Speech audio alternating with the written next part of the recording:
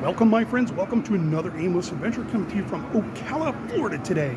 We're at SPOOKALA, and I'm in the mood for two things other than spookiness. Chianti and some farva beans. Might have something to do with this muzzled guy behind me. What's that, Hannibal? He's got something to say. It's a man of few words. What's that? I think it's time we explore more. Let's do it!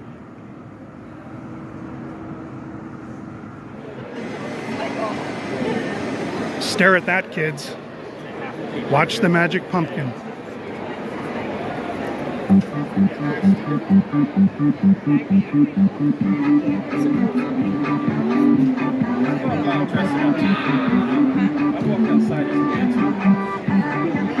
Don't forget about the big giveaway at 9. Here at the merch booth, check out this H3 shirt. That's a two-sided, that's the back, that's the front. And you've got some from the past couple years here as well. Also, the artists that created that design are right over here. And you can score a free poster and get it signed. There's some posters from the past, and check this out.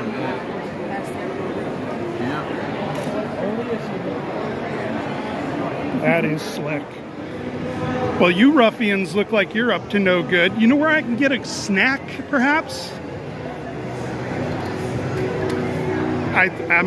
It's time to fast. It's fasting time. Look who's creeping outside of creature costumes here at SPOOKALA. It's Nosferatu with a sweet stash. If this guy invites you over for dinner, don't do it. And don't trust that critter either. Just because you don't see Mike doesn't mean Mike's not looming. He's just going to take your kneecaps off.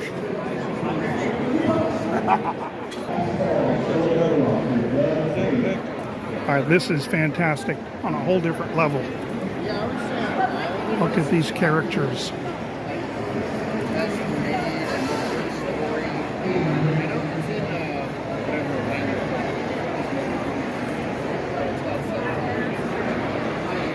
And this is the gentleman that creates the madness. I'm a huge Halloween 3 fan, and from the moment they announced this cast was going to be here and doing a panel interview, oh yeah, I was on board. Here's part of the panel. Enjoy. All right, we got a great panel coming up right now. This is going to be a fun one here. Coming up on the stage from Halloween 3, you got Stacy Nelkin, Tom Atkins, Tommy Lee Wallace, and the guy with one of the coolest names ever, Dick Warlock. Come on, let's make some noise for these guys. Here we go!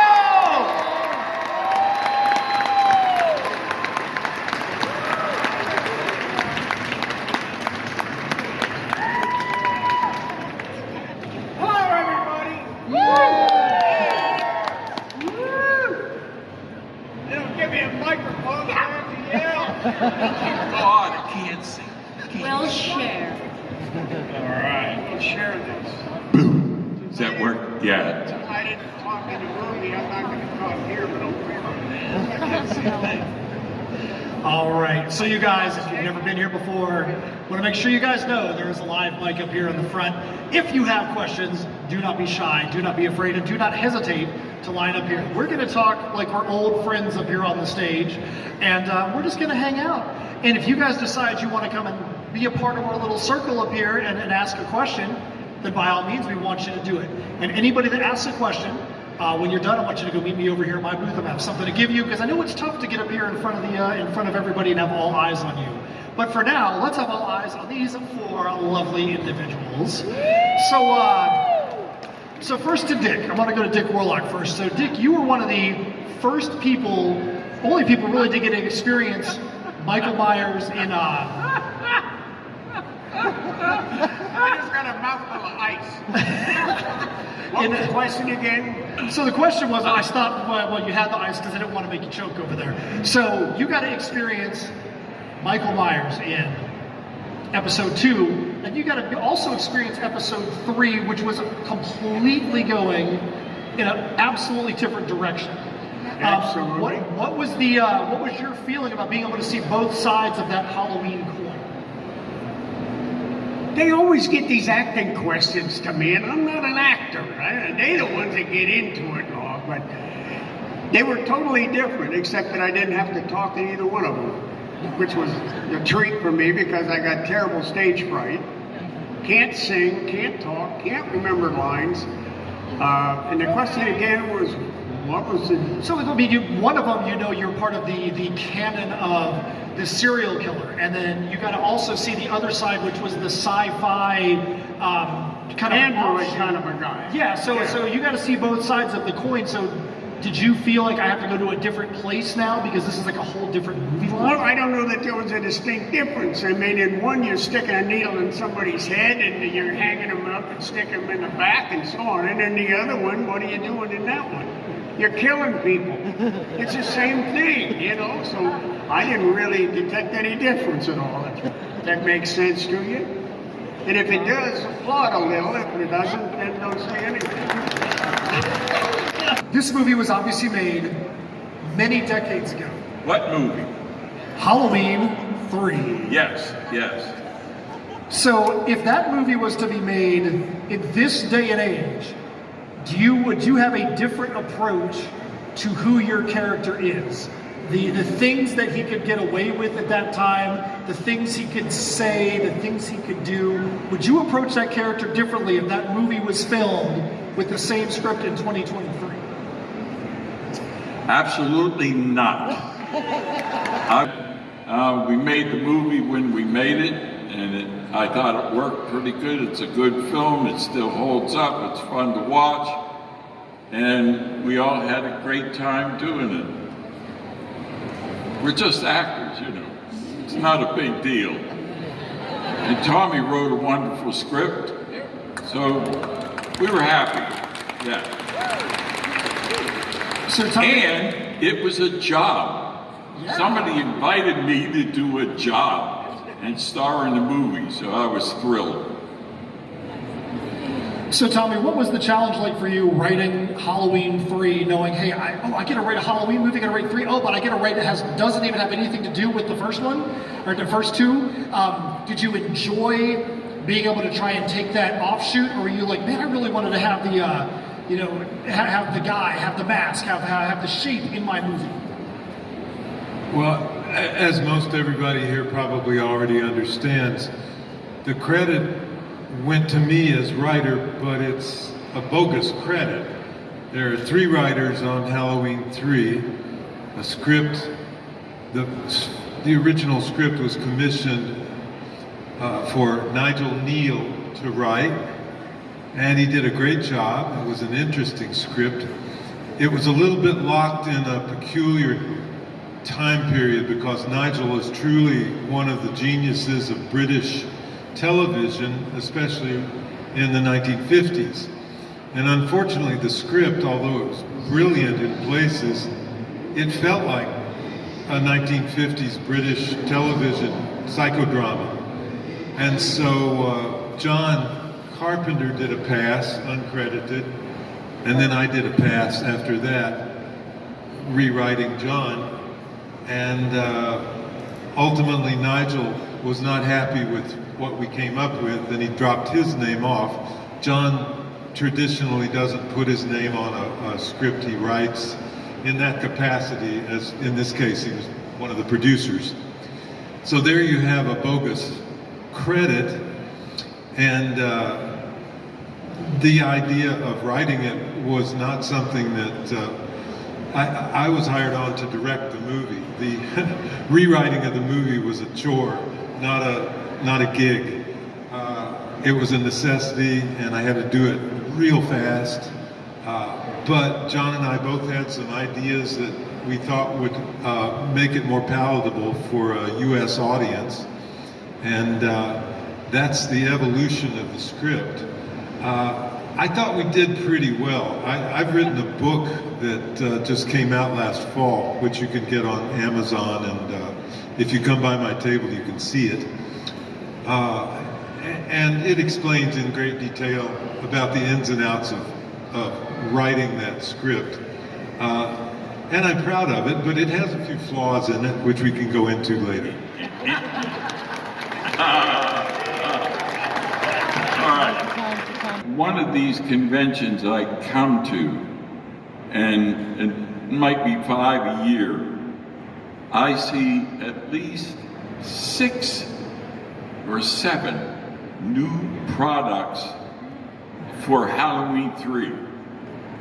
Posters, different kind of posters, and that's extraordinary. I don't see that for any other film, but that, I don't know what is making it keep growing and growing and growing. But we're appreciative. Santa Mira, was this an intentional nod when you wrote this? Were you intending on this to be one of the arms of the potential Halloween franchise as it went on? And do you wish that either more or less people would have picked up on that nod right there? No, it was all pure coincidence. No, I called it Santa Mira for the obvious reason, because this is one distinction that we made at the time, and we're explaining in a personal way, but not officially in an advertisement, was this is not a knife movie, this is a pod movie. And the reference, of course, comes from Invasion of the Body Snatchers, the ultimate pod movie, and where the term comes from. You know, I love that movie, and so I wove as much little bit of tribute, if not downright Easter eggs, into it. We shot the six-pack scene is shot in Sierra Madre, which in the original Body Snatchers was the town of Santa Mira. I love it, I love it. Thank you. All right, so we got 2 questions left up here. What's your name? What you got? Hey, my name is Kyle. Love you all. This is really, really awesome. If you had an unlimited budget and you could do a sequel to Halloween 3, would you do it, and what would it maybe look like? I guess that question is for me. No. Nothing. You got to understand, I love all you fans and how much you love the movie. The idea of going back and remaking a movie I already made and spending probably 18 months of my life on it, I don't think there's enough money. Really, I mean, you know, I think that maybe the curse of being a creative person is you want to keep going forward. You don't want to just go back and stir up your old stuff. But if you could do something just new with the same... So a sequel to Halloween 3 in Season of the Witch. Would you do a sequel to it? This has been suggested several times. In virtually every convention I go to, there's at least one person who has an idea for a sequel. You know, something involving cell phones, obviously, instead of network television, could be fun, but I don't know, it wouldn't take long before it would just be a new movie with a new title, and why bother to call it Halloween 3 again? Thank you. All right, the title was a curse the first time. All right, so last... Luna, and I'm very thankful to witness this today. My question for any of you is, what was the most challenging part that you encountered during filming of Halloween 3? What was the most challenging part during filming of Halloween 3 for you? Yeah, what was the most challenging part for you to film during Halloween 3? I know the most challenging part for me was easy. It's easy to say. I had a terrible cold during the time we were in Santa Mira, and I had to climb ladders and run across roofs, and oh, I see you going, oh, but it wasn't that bad. But it seemed like it took all night to do it, and I was just exhausted. I couldn't, blowing snot, and it was terrible. And it felt like when I saw the movie, about that much got into the movie. And that was exhausting for me. That was the most challenging part for me. The acting part was easy. Playing with her was easy. Listening to Tom was easy peasy. And Dickie on the end, it was challenging to not laugh when I went into his stomach, and it felt like a bowl of unset Jell-O. Yeah. I had one muscle. What did you want? That was it for me. I think for me, one of the more challenging moments was doing the preparation for the love scene with Tom, because in those days they would take sponges and cold water, because there was no running hot water wherever we were, and the makeup artist would literally sponge every part of your body. Today they have sprays, and it's a lot quicker and a lot easier. And I get cold easily, and it was a cold morning to begin with there. And so I'm just getting this wet, cold stuff all over me, and I'm nervous enough about doing the scene. That was a challenge. Doing the scene was not as bad, but the prep was tough.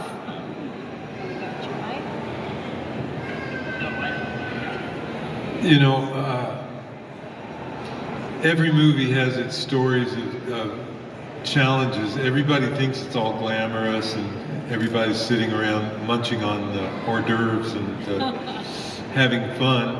It's generally really hard work and long hours, and often lots of funny stories, and there are certainly lots of stories about how hard work actually happens and how many challenges. And Dick will tell you it can be very dangerous, and you have to stay on your toes all the time. But Halloween 3 for me was my debut as a feature film director, and as it happens, I was among what I'll call family. I worked with most of the people on the crew at least once, and in some cases several times.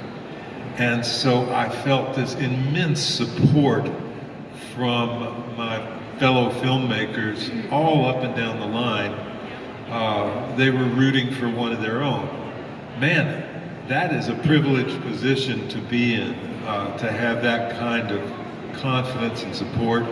Deborah and John couldn't have been more effective as producers. Just the entire thing, up to and including, John basically treated me the way he liked to be treated, which was total control. So he would, in times of question, he would cede that to me. That's unheard of for a first-time director, and yet there it was. So the question that you posed is a riddle to me on Halloween 3, because it was a privilege and it was just great every day. All right, thank you so much for that question. What do you got, Dick? I'm going to tell this story. Usually Dean Cundy, he was the director of photography on the movie. I had forgotten about this story, and usually when we do something like this, there's a stunt double for the leading lady who would be in the car with you when you're going to do this. But it was really a nothing thing. Do you remember when the car came down the road and slid just before it hit the tree? There's a telephone pole there. You remember that? Well, the camera crew was on this side looking back at myself and what would have been my stunt double, but happened to be this lady over here sitting next to me. I came down, and here's the telephone pole, here's the crew, and the slightest bit of gravel, and it's like, and we just scraped the pole and went off. And of course, we did the wreck into the tree in a later shot, but she was going to tell that story, and I thought, well, I'll tell it. Anyway, I'm so proud of her for sticking in there, and she never said a word. And then I'd forgotten about the whole thing. Did you think about it often after that, or at all? No? Okay. All right. I think about it often because for 3 or 4 crew members, we're standing there, and Dean Cundy just earlier in the evening reminded everybody about always any kind of even minor stunt, know where you're going to bail to when something goes wrong. And it's like, yeah, okay, fine. But this didn't seem like a stunt. This was just basically a car by. Here comes the car, it goes right by the camera. So we're all standing a little to the right behind the camera, safe, sound. But about 100 feet in front of this famous telephone pole, the car breaks loose on the gravel and starts fishtailing this way. And now, the situation is suddenly very different because Dick was coming in at speed, 45 or 50 miles an hour. It looked fast, and all of a sudden our futures are right in front of us with a car that we hadn't ever in a minute thought of, that is going to come right here and just kill us all.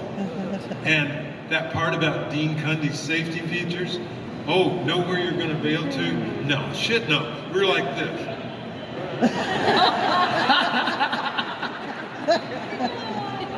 And at the last possible instant, that random telephone pole, it wasn't something we planned, just kissed the rear quarter panel and just knocked it back on course, and we went by.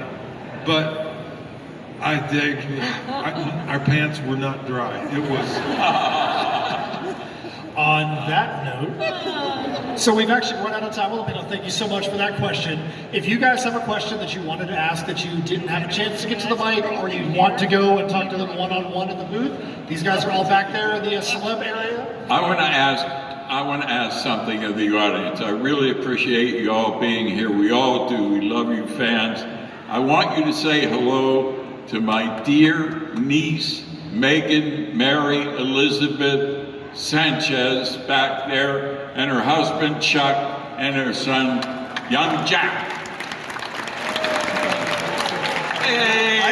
I said I'd give a shout out to Mike, but I don't exactly know where he is. But Mike, hey, thank you. Hey, good job, Mike. Whoever you are, Mike, let's give him that shout out. All right, everybody, let's give a big round of applause for Mr. Tyler Lee Wallace, Mr. Dick Warlock, Stacey Duncan, Tom Atkins, Halloween 3. Come on, let them hear you, everybody.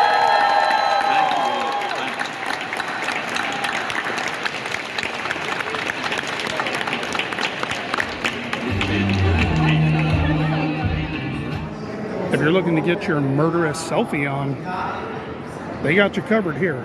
Depending on what you're looking for, fatal image props right here. This is how you can find them. I don't think you have to worry about ghosts, but this little murderous chick, yeah. Those eyes just say, run away. It's always good to see this fella. It looks like he's ready to give hugs, but we know what he's really about. This individual here seems to be having a nap, I think, or sleep. Got a little too much to drink. Is sleeping with the eyes open. Is that a common thing? What's on the lap there? What's he got going on there? If you recall in the original Texas Chainsaw Massacre, Yeah. he has a little pouch. Oh, that's okay. Like Got you. Sticks, he burns up that photograph and wraps it up and sticks it in there. Even Jason didn't want any of this action. You see him? Jason threw his one good eyeball over here and knew better. The saw handles up here. The OG 1974 Texas license plate and saw handles. Back here, that's stitched up, kind of like the leather face mask. Oh yeah.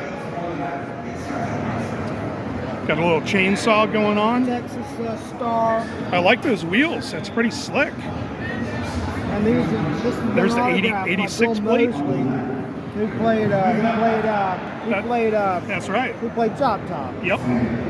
Dumbland. Nubbins. I always thought Burnt Nubbins would be a cool name for a metal band. Back over in the panel room, Mr. Seth Green is doing a little Q&A.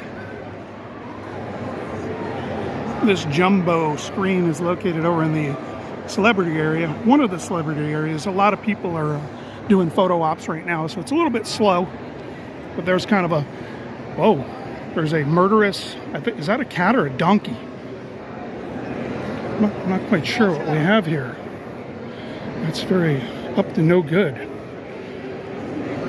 That fella right there is up to no good. But there you got all your different celebrities are over here.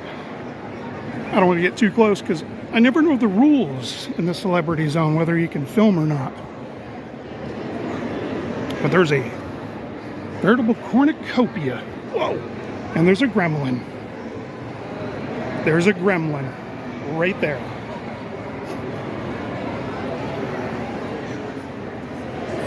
They're not here right now because they're off doing photo ops, but Dick Warlock's going to be over there, Tommy Adkins, Stacy Nelkin, and then down on the other side of her is Mr. Tommy Lee Wallace. I wasn't expecting to see the Commonwealth here, but I am pleased. Even though they're probably going to harass me. Stopping by the Stabbin' Cabin. All kind of mics, some nuns, some Freddies. I even saw some Eddies. From the Caracciol zone to the Dome. This boy's always deadly. If you have any questions you'd like to ask me, put them in the comments. All kind of activity. And what's up, Mike?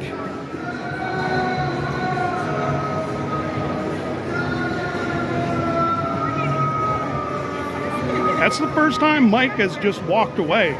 Like, he's on a mission to go murder somebody else, and that's pretty good because it ain't me. Check out these rugs. I didn't think so, because I remember like the sand. Whoa.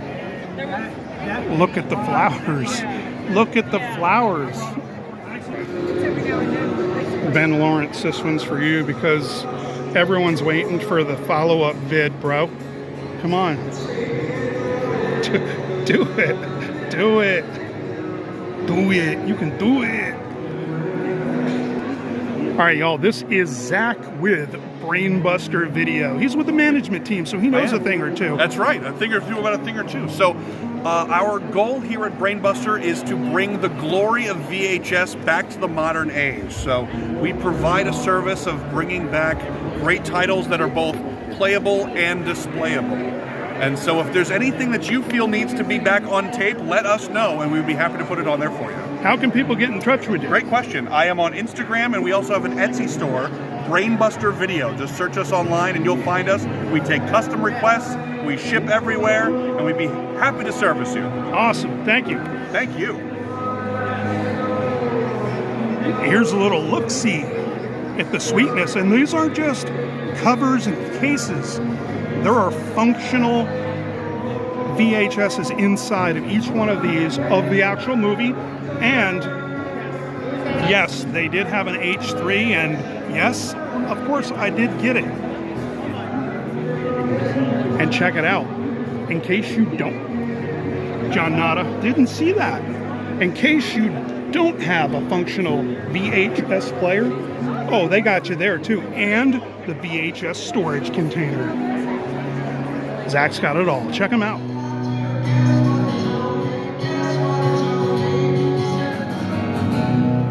It's been 7 hours and 15 days since you took your love away.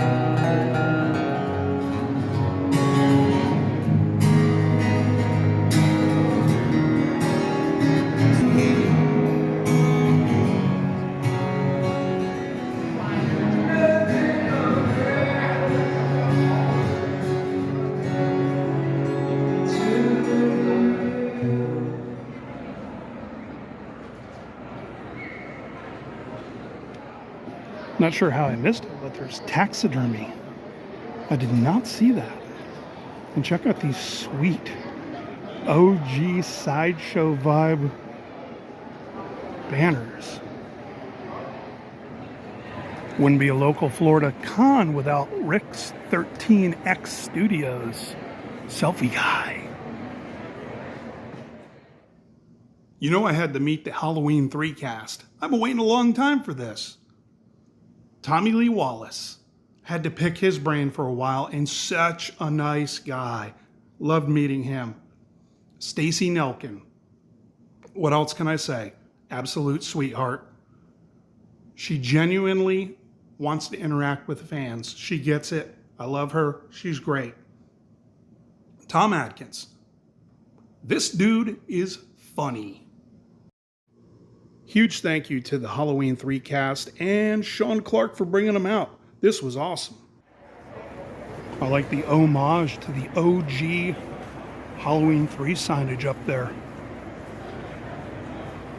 Pretty cool stuff. Well, that's going to do it from this one. I've got a crap ton of mics staring at me, so I think it's time we vamonos. Until next time, stay creepy, spook on, spookala, and adventure on. It's a lot of mics. A lot of mics. Mic Fest. Crispy Mike. See you, Nosferatu, and your sweet stash. Keep it real. Creepy.